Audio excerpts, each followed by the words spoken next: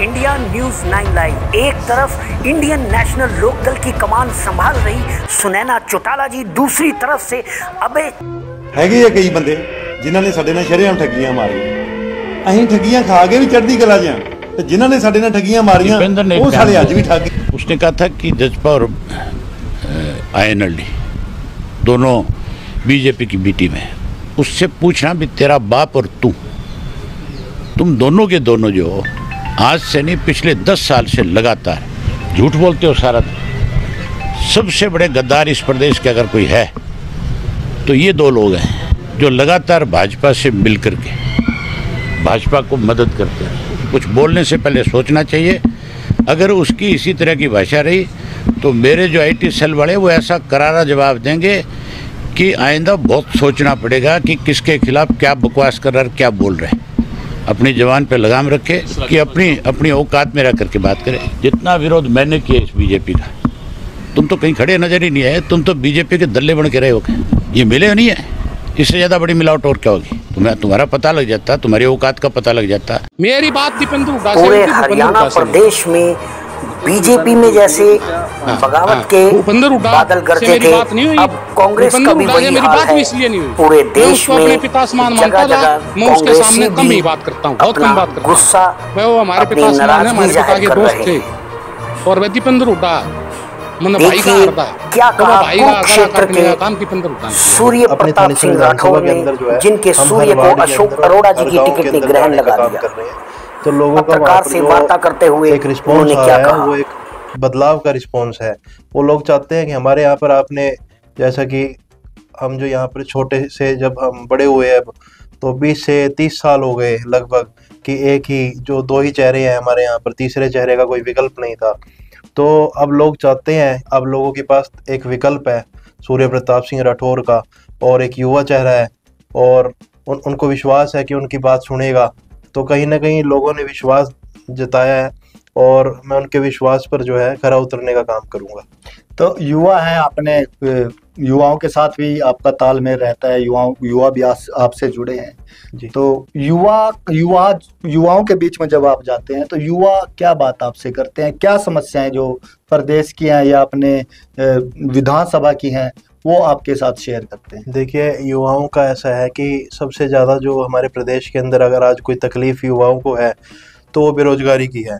आज हमारे यहाँ पर बेरोज़गारी जो है 33%, आपको मैं बता दूँ 33% जो आंकड़ा है वो युवाओं का हमारे हरियाणा प्रदेश के अंदर बेरोज़गारी का है। 33% युवा आज हमारे प्रदेश के अंदर बेरोज़गारी से जूझ रहे हैं। वो पेपर भरते हैं, फार्म भरते हैं, वो पेपर लीक हो जाते हैं, जो परीक्षाएं हैं वो रद्द हो जाती हैं या फिर वो कैंसिल हो जाती हैं, हाई कोर्ट में चली जाती हैं। पिछले 10 सालों से जब से भाजपा सरकार आई है तब से ऐसा ही हो रहा है। तो युवाओं की सबसे बड़ी समस्या रोजगार को लेकर है। वो चाहते हैं कि हमारे कोई युवा चेहरा आए, वो हमारा नेतृत्व करे और हमारे को रोजगार दिलाए। और जो है, जो नशे का एक बात करूं, हमारे हलके के अंदर जो है नशा किस प्रकार से बढ़ रहा है वो आप अच्छी तरह से जानते हैं। हर गली, हर चौराहे पर जो है नशा खुलेआम बिक रहा है।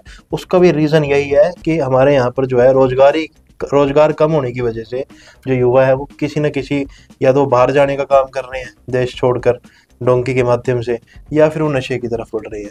तो आप कैथल से प्रभारी भी हैं, तो थानेसर विधानसभा से आप चुनाव लड़ना चाहते हैं, दोनों काम एक समय में कैसे आप उसको मैनेज कर पाएंगे? देखिए, युवाओं का, मैंने बोला कि चुनाव मैं नहीं लड़ रहा, चुनाव जो है हमारी थानेसर की जनता, हमारे युवा साथी लड़ रहे हैं।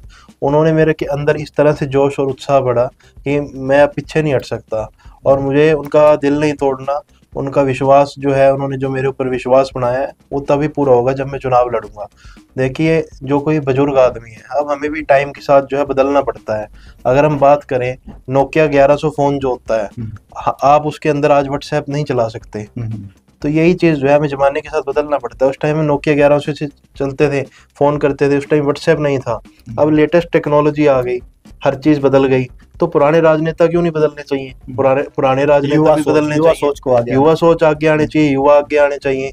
तभी तो जो है व्हाट्सएप के ज़माने के अंदर अगर नोकिया 1100 की बात करेंगे तो हमारा हल्का जो है वो कहीं ना कहीं पिछड़ेपन का सामना करेगा, और जो कि कर रहा है, पिछले 10 सालों से कर रहा है।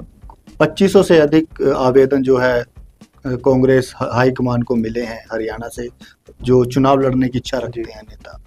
तो इतने नेताओं का चुनाव लड़ने की इच्छा जाहिर करना, और दूसरा सवाल ये भी कि जिन नेताओं को टिकट नहीं मिलेगा तो क्या कांग्रेस को उस चीज का भी डर रहेगा कि हाँ वो नेता नाराज होंगे या फिर जो बगावत के सुर जो है वो उनके दिखाई देंगे? देखिए, पहला क्वेश्चन तो आपका कि जो कांग्रेस का कार्यकर्ता है वो एक एक कार्यकर्ता मजबूत है, और हर कार्यकर्ता का हक बनता है कि अपनी पार्टी से टिकट मांगना, चाहे वो कोई भी पार्टी हो। रही आवेदन की बात, तो हर कार्यकर्ता ने जो इच्छुक हैं चुनाव लड़ने के, उन्होंने अपना हक जताया पार्टी के ऊपर। वो पार्टी का हाईकमान का डिसीजन है कि वो किसको टिकट देगी, किसको चुनाव में उतारेगी और किसको चुनाव में नहीं उतारेगी। और दूसरा क्वेश्चन आपका क्या था? ये कि जब जिन नेताओं को टिकट नहीं मिलेगा तो उनकी नाराजगी का डर भी कहीं ना कहीं हाईकमान को रहेगा, कांग्रेस को रहेगा। देखिए, बिल्कुल है। और जैसे मैं अपनी बात करता हूं, तो मैं तो हुड्डा साहब को भी ये बोल कर आया था कि अगर पार्टी टिकट नहीं देती तो मैं थानेसर विधानसभा से चुनाव लड़ूंगा, निश्चित तौर पर लड़ूंगा, और किसी पार्टी के अंदर नहीं जाता, कोई भी पार्टी के अंदर नहीं जाऊंगा कांग्रेस छोड़ के। और आजाद चुनाव लड़ना पड़ा तो आजाद चुनाव लड़के, और अगर लोगों ने मेरे को मौका दिया, विधायक बनाया अपना, तो फिर से झोली के अंदर पा दूंगा हुड्डा साहब। मतलब चुनाव लड़ना है, पार्टी टिकट दे या ना दे, जी, ये आप फाइनल आपकी तरफ से? चुनाव लड़ेंगे, आजाद चुनाव लड़ेंगे। अगर टिकट नहीं मिलेगा, पहली प्राथमिकता तो टिकट की है, वेट भी हम टिकट का कर रहे हैं, हम पूरी तरह से तैयार बैठे हैं, दल बल के साथ तैयार है। और अगर टिकट नहीं मिली तो आजाद चुनाव लड़ेंगे, किसी पार्टी का समर्थन ना करते हुए आजाद चुनाव लड़ेंगे। और जो है, अगर जनता ने मौका दिया विधायक बनाने का, अपना विधायक प्रतिनिधि चुनने का, तो दोबारा से कांग्रेस की झोली में चले जाएंगे विधायक बन के। ये बात तो एक ही होगी। तो पार्टी को कहीं ना कहीं हमारे ऊपर मेरा अगला सवाल यही था कि जो दूसरे नेता हैं जी कांग्रेस के, चाहे अशोक अरोड़ा हो या दूसरे जो पुराने नेता हैं, वो भी टिकट की दौड़ में है, तो ऐसे में आप खुद को कहाँ देखते हैं कि यहाँ पार्टी कितना भरोसा आप पर जता पाएगी? देखिए, मैं संगठन का आदमी हूँ और हमने संगठन के लिए काम किया, कांग्रेस पार्टी का झंडा उठा के रखा इतने सालों से, और 2004 से हमारे जो परिवार है वो कांग्रेस पार्टी से जुड़ा हुआ है। और किसी और इतने साल हो गए, लोग जो है पार्टियां छोड़ देते हैं, जैसे कपड़े बदलते हैं ऐसे पार्टी बदलते हैं लोग, और हम तो पार्टी के लिए ईमानदारी से, वफादारी से चल रहे हैं। और आपको बता दूं कि पैनल में 2 ही नाम है, एक मेरा नाम है और एक अरोड़ा जी का नाम है। तो पार्टी हाईकमान का डिसीजन है, मैं संगठन का आदमी हूँ, युवा चेहरा हूँ, और उनकी वो एज्ड है। तो कहीं ना कहीं पार्टी को, जो भी पार्टी का डिसीजन होएगा वो हमारे सर मत्थे पर है। अगर नहीं देगी तो हम आजाद चुनाव लड़ेंगे। मुद्दे क्या होंगे जब जनता के बीच जा रहे हैं, क्या मुद्दे लेकर जा रहे हैं, और आगे जब चुनाव लड़ेंगे तो क्या प्राथमिकताएं, किन मुद्दों को प्राथमिकता दी जाएगी? देखिए, सबसे पहला मुद्दा, जो सबसे पहली प्राथमिकता जो मेरी, अगर विधायक बनाया, पहली कलम से करने का काम करूंगा रोजगार दिलाने का। चाहे उसके लिए मेरे को विधानसभा के अंदर लड़ाई लड़नी पड़े, चाहे ग्राउंड लेवल पे लड़ाई लड़नी पड़े, जो मेरे युवा साथी आज मेरे साथ जुड़े हुए हैं उनको रोजगार दिला कर उठूंगा। दूसरी, हमारे हल्के की परेशानी जो है, हम कॉलोनियों के अंदर जा रहे हैं, प्राइवेट कॉलोनियों में जनसभाएं कर रहे हैं, वहाँ पर कॉलोनियों की सबसे बड़ी समस्या जो है, वो लोग हैं वहाँ पर जो पानी की निकासी नहीं है। अगर 2 घंटे की बारिश हो जाती है हमारे हल्के के अंदर तो पानी बहुत ज्यादा, गोड्डे से भी ऊपर जो है पानी का लेवल आ जाता है। और कहीं ना कहीं जो है, आप देखो कि जिन लोगों ने उन कॉलोनियों के अंदर 40,000 50,000 रुपए जो है आज मिनिमम जो है रेट चल रहा है, 40,000 से लेकर 50,000 गज जो है कॉलोनियों के अंदर जो रेट है, उनका क्या कसूर है जिन्होंने पूरे पैसे देकर जो है वहाँ पे प्लाट खरीदा, रजिस्ट्री कराई, उसके बाद वो पानी के अंदर क्यों रहेंगे? अभी आपने देखा पिछले साल जो है बाढ़ आई थी हमारे हल्के के अंदर, और किस प्रकार से जो है जब बाढ़ आई तो हमारे विधायक जी जो है बाहर के दौरे पर चले गए थे, घूमने चले गए थे थानेसर की जनता को डुबोकर। और जब वो आए तो उन्होंने क्या किया, 5-5 रुपए के बिस्कुट और जो है पानी की बोतलें और टॉफी चॉकलेट बांटने का काम किया। क्या विधायक को शोभा देता है? जब पहली जो प्राथमिकता है, अगर पानी की जो निकासी की प्रॉब्लम है वो शुरू से है, अगर उसको सही ढंग से उसकी रिपेयर की होती या उसकी साफ सफाई की होती तो शायद वो उस टाइम पे वो हालात बच सकते थे उन हालातों से। चलो, स्थानीय थानेसर के जो विधायक हैं उनके बारे में ही बात करेंगे, लेकिन एक कांग्रेस के लिए एक बड़ा चैलेंज संगठन का भी है। हरियाणा में कोई संगठन कांग्रेस का जो नज़र नहीं आता, एक प्रदेश जो अध्यक्ष हैं उनको छोड़कर। तो ये क्या कारण रहता है कि कांग्रेस अब तक अपना संगठन नहीं खड़ा कर पाई हरियाणा में?